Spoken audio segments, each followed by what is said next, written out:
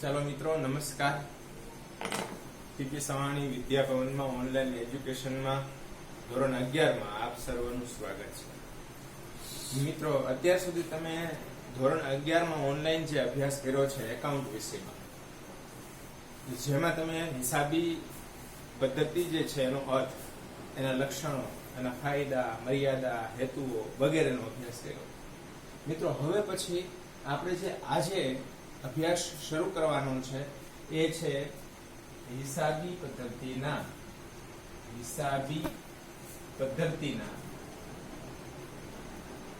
પારિભાષિક શબ્દો. હિસાબી પદ્ધતિના પારિભાષિક શબ્દો. મિત્રો, પારિભાષિક શબ્દો એટલે શું? સમજો કે કોઈ પણ વિષય હોય, સાયન્સ છે, તો સાયન્સની અંદર સાયન્સને લગતા શબ્દ ભંડોળ હોય, જેમ કે ટેથોસ્કોપ છે, ત્યાર પછી એન્ડોલોજી છે વગેરે. એને સાયન્સના પારિભાષિક શબ્દો કહેવાય.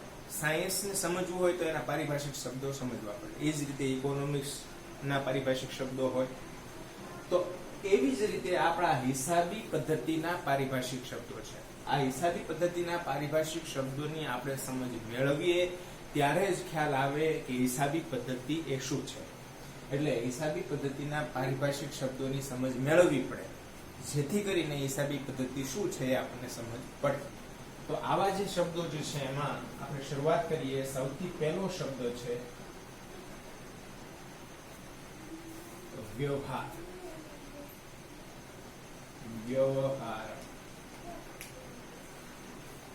મિત્રો, પાઠ્યપુસ્તકમાં જે હેડિંગ છે એ છે ધંધાકીય વ્યવહાર, પણ આપણે એનાથી ઉપર વ્યવહારથી શરૂઆત કરીએ. વ્યવહાર એટલે શું? તો કે બે કે વધારે વ્યક્તિઓ વચ્ચે માલ, મિલકત કે સેવાની કે રોકડની લેવડ દેવડ. બે કે વધારે વ્યક્તિઓ વચ્ચે માલ, મિલકત કે સેવાની કે રોકડની લેવડ દેવડ. તો આ થયો વ્યવહાર. વ્યવહાર એટલે લેવડ દેવડ, એકબીજા સાથે થતી લેવડ દેવડ. તમે અગાઉ જોયું છે કે જ્યારે હિસાબી પદ્ધતિનો ઉદ્ભવ નહોતો થયો ત્યારે પ્રાથમિક અવસ્થામાં વ્યક્તિઓ સાટા પદ્ધતિનો ઉપયોગ કરતા હતા, પણ સાટા પદ્ધતિમાં પણ એક વસ્તુ આપીને બીજી લેવાની હતી, તો એ લેવડ દેવડ, એને વ્યવહાર કહેવામાં આવે છે. તો આ વ્યવહાર એટલે એક પ્રકારની લેવડ દેવડ. બે કે વધારે વ્યક્તિઓ વચ્ચે માલ, મિલકત કે સેવાની કે રોકડની થતી લેવડ દેવડ, આને વ્યવહાર કહેવાય. હવે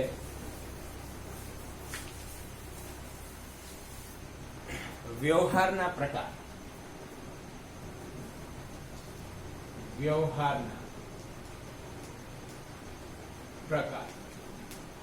મિત્રો, વ્યવહારના પ્રકાર જે છે એને આપણે આ રીતે વર્ણવીએ. વ્યવહાર એના પ્રકાર મુખ્ય બે પ્રકાર છે.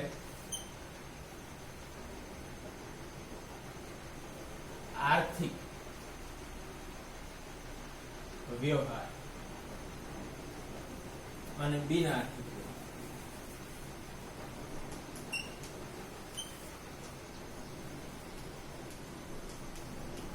મિત્રો, આ જે આર્થિક વ્યવહાર જે છે એને જ ધંધાકીય વ્યવહાર કહેવાય છે. આપણે જે પાઠ્યપુસ્તકમાં જે હેડિંગ આપ્યું છે ધંધાકીય વ્યવહાર, એ જ આર્થિક વ્યવહાર, મતલબ ધંધાકીય વ્યવહાર છે એ જ આર્થિક વ્યવહાર છે. તો જ ધંધાના ચોપડેની નોંધ થાય. તો આર્થિક વ્યવહાર એટલે કે ધંધાકીય વ્યવહાર અને બિન આર્થિક વ્યવહાર એટલે કે બિન ધંધાકીય વ્યવહાર. ચલો, આર્થિક વ્યવહાર જે છે એના ત્રણ પ્રકાર છે. આર્થિક વ્યવહારના ત્રણ પ્રકાર છે. જો બરાબર આ રીતે લખી લેવાના છે. અહીંયા જે તમને ચાર્ટ બનાવીને સમજાવું છું એ ચાર્ટ તમારે એકાઉન્ટની જે બુક છે એમાં લખવાના છે. તો એને આપણે હેડિંગ આપીએ સ્મોલ, અને કેપિટલ A પોઈન્ટ આપીશું અને આને કેપિટલ B પોઈન્ટ આપીશું. હવે આ જે એના પ્રકાર છે એને સ્મોલ A પોઈન્ટ, એ છે રોકડ વ્યવહાર. આ B પોઈન્ટ આપીએ અને ઉધાર વ્યવહાર, ઉધાર કે શાખના વ્યવહાર.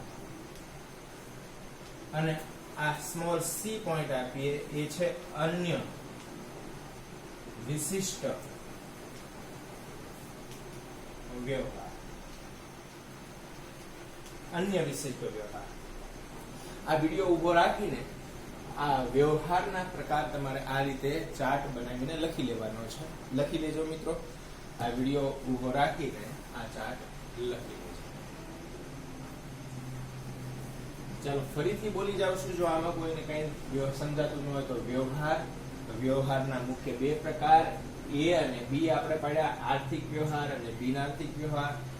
આર્થિક વ્યવહાર છે એ જ ધંધાકીય વ્યવહાર છે. એના મુખ્ય ત્રણ પ્રકાર છે. સ્મોલ A રોકડ વ્યવહાર, સ્મોલ B ઉધાર કે શાખના વ્યવહાર અને સ્મોલ C અન્ય વિશિષ્ટ વ્યવહાર. ચાલો હવે આપણે આગળ વ્યવહારમાં આગળ વધીએ.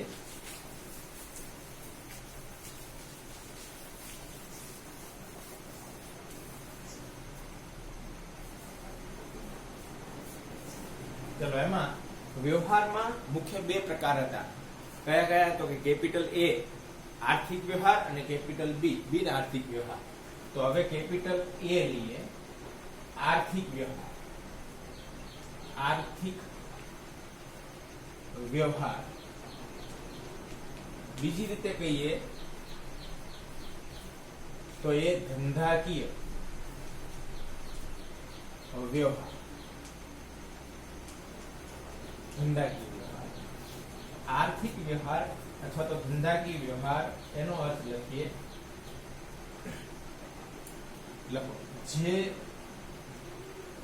વ્યવહાર ધંધાને લગતો હોય તેમજ જે વ્યવહારનું નાણાકીય મૂલ્ય હોય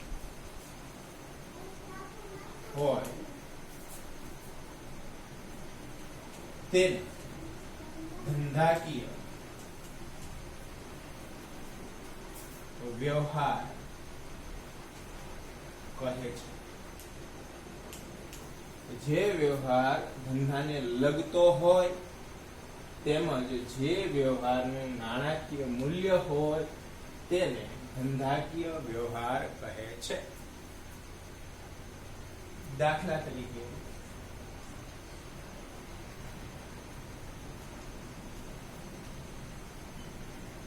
કરશનભાઈ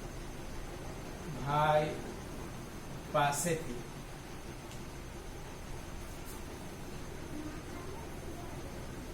મહેશભાઈએ રૂપિયા 50,000 નો માલ ખરીદ્યો. કરશનભાઈ પાસેથી મહેશભાઈએ રૂપિયા 50,000 નો માલ ખરીદ્યો. જો આ વ્યવહારની અંદર બે પક્ષકારો છે, એક કરશનભાઈ અને એક મહેશભાઈ. બંને વચ્ચે જે લેવડ દેવડ થાય છે એને વ્યવહાર કહેવાય છે. આ વ્યવહાર ધંધાકીય વ્યવહાર છે. હવે જો ધંધાકીય વ્યવહારનો અર્થ બરાબર સમજો. આ ઉદાહરણ દ્વારા હું સમજાવીશ. જે વ્યવહાર ધંધાને લગતો હોય તો અહીંયા કોણ કોણ છે? તો કે કરશનભાઈ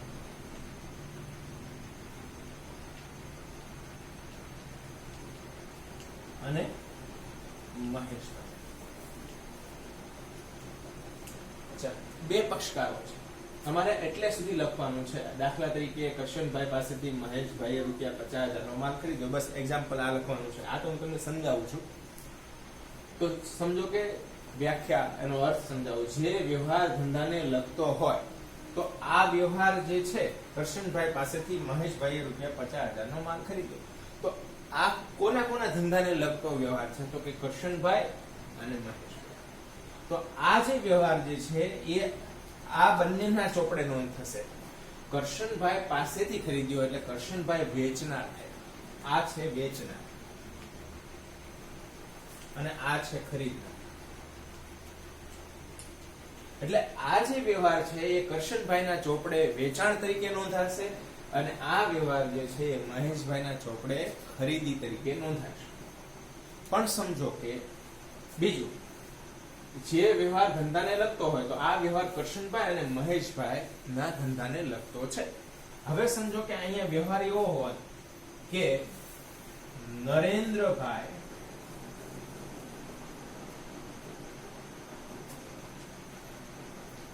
પાસેથી મહેન્દ્ર ભાઈએ ₹8,000 નો માલ ખરીદ્યો. ચાલો, આ વ્યવહાર જે છે નરેન્દ્રભાઈ પાસેથી મહેન્દ્રભાઈએ ₹8,000 નો માલ ખરીદ્યો. તો આ વ્યવહાર જે છે એ કરશનભાઈ અને મહેશભાઈને કોઈ લેવા દેવા નથી. એટલે આ જે વ્યવહાર જે છે એની નોંધ કરશનભાઈના ચોપડે કે મહેશભાઈના ચોપડે થશે નહીં. તો આ વ્યવહાર ધંધાને લગતો નથી. તો જે વ્યવહાર ધંધાને લગતો હોય, અહીંયા શબ્દ વાપર્યો, જે વ્યવહાર ધંધાને લગતો હોય તો આ વ્યવહાર જે છે કરશનભાઈ અને મહેશભાઈને લગતો છે. માટે તેમના માટે ધંધાકીય વ્યવહાર છે. માટે એ તેમનો આર્થિક વ્યવહાર છે. બીજું, જે વ્યવહારનું નાણાકીય મૂલ્ય હોય તો આ જે વ્યવહારમાં છે કરશનભાઈ પાસેથી મહેશભાઈએ રૂપિયા કેટલાનો? તો કે 50,000 નો માલ ખરીદી લીધો છે. એટલે આમાં 50,000 નું જે મૂલ્ય જે છે એ અંકિત થયું છે. કરશનભાઈ એ વેચનાર થયા તો એને 50,000 નો માલ વેચો છે તો એને 50,000 લેવાના થયા. અને મહેશભાઈએ 50,000 નો માલ ખરીદ્યો છે એટલે મહેશભાઈએ ₹50,000 ચૂકવવાના થયા. એટલે એમાં જે 50,000 નું મૂલ્ય છે પ્રતિપાદિત થયેલું છે. માટે જેનું નાણાકીય મૂલ્ય હોય, આવો શબ્દ. તો આ વ્યવહારમાં નાણાકીય મૂલ્ય છે અને આ વ્યવહાર કરશનભાઈ અને મહેશભાઈના ધંધાને લગતો છે. માટે આ વ્યવહાર કરશનભાઈ અને મહેશભાઈ માટે આર્થિક વ્યવહાર કહેવાય, મતલબ ધંધાકીય વ્યવહાર કહેવાય. બીજું, નરેન્દ્રભાઈ પાસેથી મહેન્દ્રભાઈએ ₹8,000 નો માલ ખરીદ્યો. આ વ્યવહાર જે છે કરશનભાઈ અને મહેશભાઈ બંને માટે બિન આર્થિક વ્યવહાર છે. આર્થિક વ્યવહાર ખરો, કારણ કે જો એમાં લખ્યું છે કે નાણાકીય મૂલ્ય કેટલાનું હોય તો કે 8,000 નું નાણાકીય મૂલ્ય છે. પરંતુ આ વ્યવહાર કોના માટે આર્થિક છે? તો કે નરેન્દ્રભાઈ અને મહેન્દ્રભાઈ માટે આર્થિક છે. પણ કરશનભાઈ અને મહેશભાઈ માટે એ આર્થિક નથી. માટે આ વ્યવહારની નોંધ નરેન્દ્રભાઈ અને મહેન્દ્રભાઈના ચોપડામાં થશે, નહીં કે કરશનભાઈ અને મહેશભાઈના ચોપડામાં. એટલે એનો જે અર્થ છે એ બરાબર સમજો કે જે વ્યવહાર ધંધાને લગતો હોય આ વ્યવહાર કરશનભાઈ અને મહેશભાઈને લગતો છે. અને જે વ્યવહારનું નાણાકીય મૂલ્ય હોય, જેમાં 50,000 નું મૂલ્ય છે, માટે આ વ્યવહાર કરશનભાઈ અને મહેશભાઈ માટે આર્થિક વ્યવહાર કહેવાય. એટલે એનો અર્થ ફરીથી સમજી લઈએ. જે વ્યવહાર ધંધાને લગતો હોય તેમાં જે વ્યવહારનું નાણાકીય મૂલ્ય હોય તેને ધંધાકીય વ્યવહાર કહે છે. ઓકે, ચાલો અહીંયા ધંધાકીય વ્યવહાર જે છે કેપિટલ A પોઈન્ટ, એનો અર્થ આપણે ભણીએ. આ લખી લેવાનું છે. એમાં ઉદાહરણ ખાલી આ એક્ઝામ્પલ લખવાનું છે કરશનભાઈ વાળું. ચાલો આપણે કયો પોઈન્ટ ભણી રહ્યા છીએ? કેપિટલ A પોઈન્ટ ભણ્યા. કેપિટલ A પોઈન્ટ પૂર્વે આપણે વ્યવહારના કેટલા પ્રકાર? 2. વ્યવહાર એટલે લેવડ દેવડ. વ્યવહારના 2 પ્રકાર. એનો અર્થ આપણે લખાવ્યો વ્યવહારનો. એના 2 પ્રકાર, આર્થિક અને બિન આર્થિક. આર્થિક એટલે કે ધંધાકીય વ્યવહાર, જેનો હમણાં આપણે કેપિટલ A પોઈન્ટ આપ્યો. કેપિટલ A પોઈન્ટ શું હતો? આર્થિક વ્યવહાર. ચલો, આ આર્થિક વ્યવહાર ના મુખ્ય પ્રકાર કેટલા? તો કે 3. ચાલો એમાં સ્મોલ a પોઈન્ટ હતો રોકડ વ્યવહાર. ચાલો રોકડ વ્યવહાર અર્થ લખીએ, બરાબર પાકા કરી દેવાના છે. ચેપ્ટર નંબર 2 માં પણ આ જ એના અર્થ રહેશે, એમાં પણ આ જ વ્યવહારો વિશે આપણે અભ્યાસ કરવાનો આવશે. ચાલો રોકડ વ્યવહાર એટલે લખો જે વ્યવહારમાં માલ, મિલકત કે સેવાની લેવડ દેવડ રોકડ, બેંક કે ચેક દ્વારા થતી હોય તેને રોકડ વ્યવહાર કહે છે. દાખલા તરીકે એક્ઝામ્પલ નંબર 1, રમેશ પાસેથી રૂપિયા 40,000 નો માલ રોકડેથી ખરીદ્યો. એક્ઝામ્પલ 2, રૂપિયા 15,000 મજૂરી ના ચૂકવ્યા. તો અહીંયા રોકડ વ્યવહાર વિશે આપણે એનો અર્થ જોયો. જે વ્યવહારમાં માલ, મિલકત કે સેવાની લેવડ દેવડ રોકડ, બેંક કે ચેક દ્વારા થતી હોય તેને રોકડ વ્યવહાર કહે છે. દાખલા તરીકે એક્ઝામ્પલ નંબર 1, રમેશ પાસેથી રૂપિયા 40,000 નો માલ રોકડેથી ખરીદ્યો. બીજો, રૂપિયા 15,000 મજૂરીના ચૂકવ્યા. તો આ રોકડ વ્યવહાર. ચાલો આ રીતે આને તમારે નોટબુકમાં લખી લેવાનો છે. વિડિયો ઉભો રાખીને આ લખતું રહેવાનું. ચાલો ત્યારબાદ સ્મોલ a પોઈન્ટ આપણે ભણ્યા. આર્થિક વ્યવહારમાં સ્મોલ a પોઈન્ટ. હવે સ્મોલ b, ઉધાર કે શાખના વ્યવહાર. ઉધાર કે શાખના વ્યવહાર. ચલો મિત્રો, ઉધાર કે શાખના વ્યવહાર એનો અર્થ જોઈએ. લખો જે વ્યવહારમાં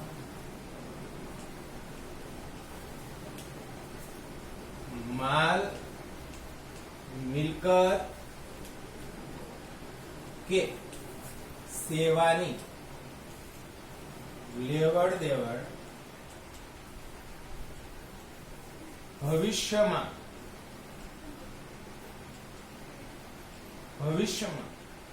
નાણાં ચૂકવવાની શરતે થતી હોય તેને ઉધાર કે શાખના વ્યવહાર કહે છે. જે વ્યવહારમાં માલ, મિલકત કે સેવાની લેવડ દેવડ ભવિષ્યમાં નાણાં ચૂકવવાની શરતે, અત્યારે નહીં, ભવિષ્યમાં નાણાં ચૂકવવાની શરતે થતી હોય તેને ઉધાર કે શાખના વ્યવહાર કહે છે. દાખલા તરીકે એક્ઝામ્પલ નંબર 1, રાઘવ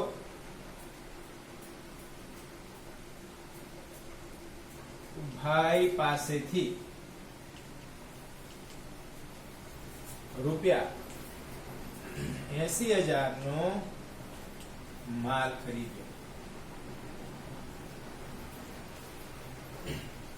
જો રાઘવભાઈ પાસેથી રૂપિયા 80,000 નો માલ ખરીદ્યો. કોણે? તો કે આપણે ત્યાં જ્યાં ખરીદનાર કે વેચનારનું નામ ન આપેલું હોય ત્યાં આપણી પોતાની જાતને રાખીને સમજવાનું છે.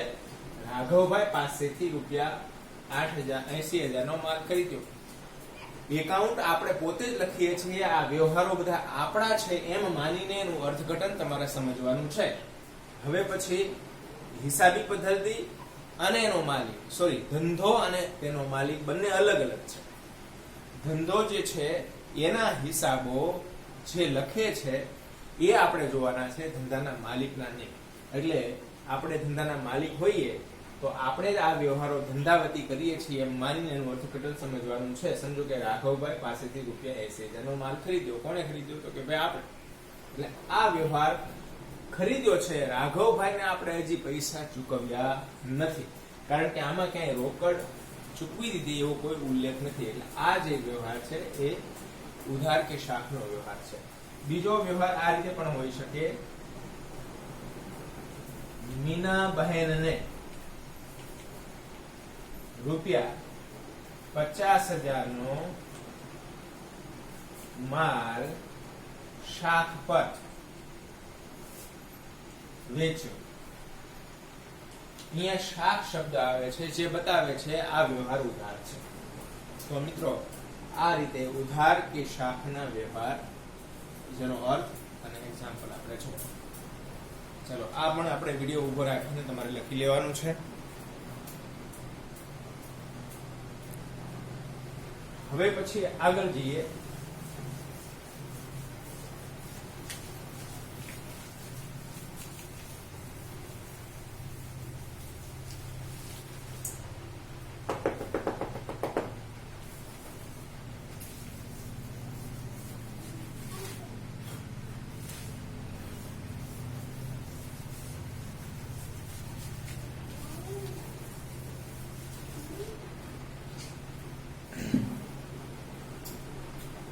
સ્મોલ સી પોઈન્ટ, અન્ય વિશિષ્ટ વ્યવહાર. ચલો અન્ય વિશિષ્ટ વ્યવહાર, સ્મોલ સી પોઈન્ટ. ચલો આ કોનો પ્રકાર છે? તો કે ધંધાકીય આર્થિક વ્યવહાર. ધંધાકીય વ્યવહાર મતલબ આર્થિક વ્યવહાર. આર્થિક વ્યવહાર અને બિન આર્થિક વ્યવહાર આવા બે પ્રકારો વ્યવહારના છે. વ્યવહારના મુખ્ય બે પ્રકારો, આર્થિક અને બિન આર્થિક. આર્થિક મતલબ ધંધાકીય વ્યવહાર અને બિન આર્થિક વ્યવહાર. આર્થિક વ્યવહારના મુખ્ય 3 પ્રકાર: રોકડ વ્યવહાર, ઉધાર વ્યવહાર મતલબ શાખના ઉધાર કે શાખના વ્યવહાર, અને અન્ય વિશિષ્ટ વ્યવહાર. તો એમાં આપણે અગાઉ જે બે સ્મોલ a અને b ભણી ગયા. હવે અન્ય વિશિષ્ટ વ્યવહાર. ચલો અન્ય વિશિષ્ટ વ્યવહારની વાત કરીએ તો લખો એમાં જે વ્યવહાર રોકડ કે ઉધાર ન હોય તેવા આર્થિક વ્યવહારને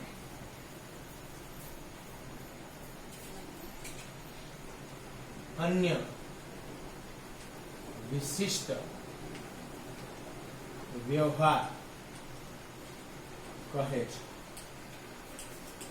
જે વ્યવહાર રોકડ કે ઉધાર ન હોય તેવા આર્થિક વ્યવહારને, જો આર્થિક વ્યવહારના કેટલા પ્રકાર? 3. એમાં રોકડ વ્યવહાર જેમાં રોકડે ઉલ્લેખ કરેલો હોય, રોકડ દ્વારા ચૂકવણી લેવડ દેવડ થતી હોય. ઉધાર વ્યવહાર તો કે જેમાં રોકડની કોઈ વાત ન હોય, માલ કે મિલકતની લેવડ દેવડ થતી હોય પણ ભવિષ્યમાં નાણાં ચૂકવવાની શરત થતી હોય. તો આ બંને આર્થિક વ્યવહારો છે. ઉપરાંત આર્થિક વ્યવહારનો ત્રીજો પ્રકાર, આર્થિક તો છે પણ એ રોકડ કે ઉધાર નથી, તો એવા વ્યવહારને અન્ય વિશિષ્ટ વ્યવહાર કહેવાય. એટલે લખ્યું છે કે જે વ્યવહાર રોકડ કે ઉધાર ન હોય તેવા આર્થિક વ્યવહારને અન્ય વિશિષ્ટ વ્યવહાર કહે છે. દાખલા તરીકે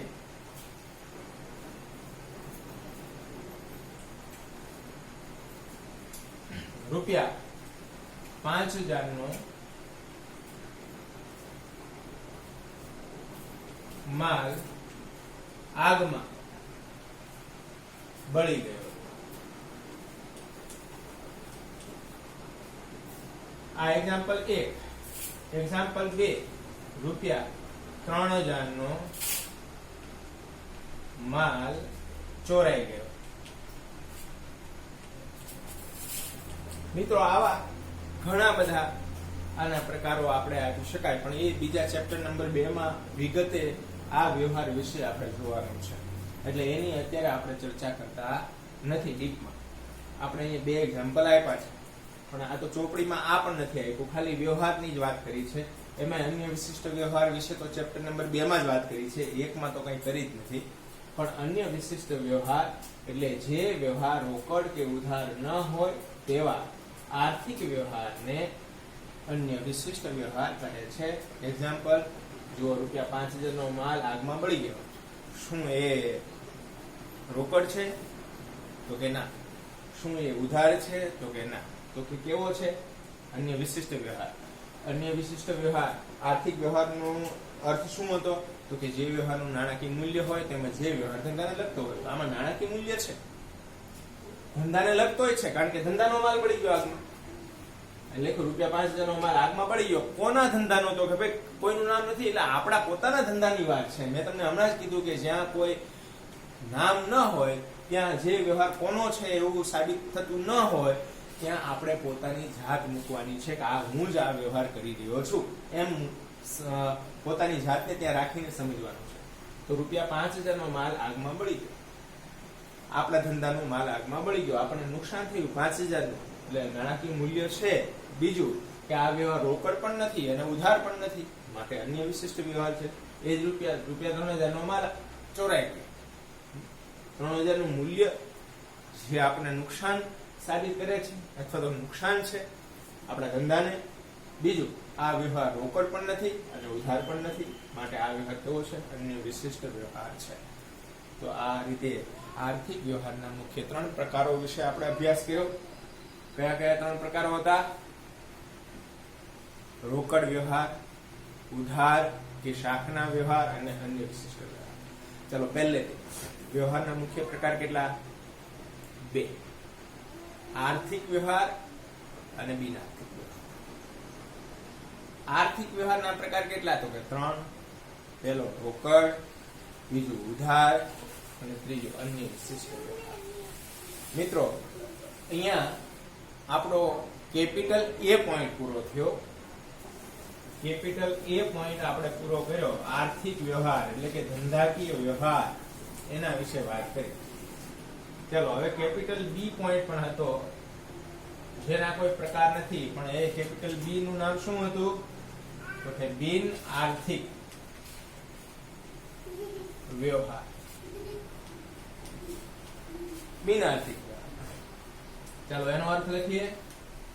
જે વ્યવહાર ધંધાને લગતો ન હોય તેમજ જે વ્યવહારનું નાણાકીય મૂલ્ય પણ ન હોય તેવા વ્યવહારને બિન આર્થિક વ્યવહાર કહે છે.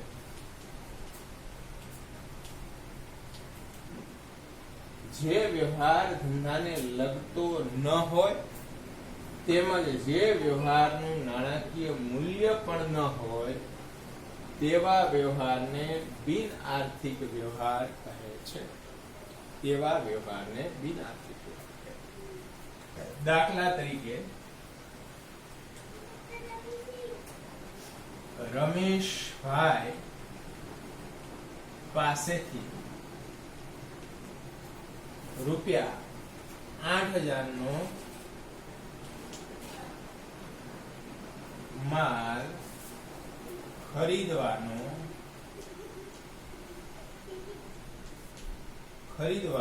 ઓર્ડર મૂક્યો.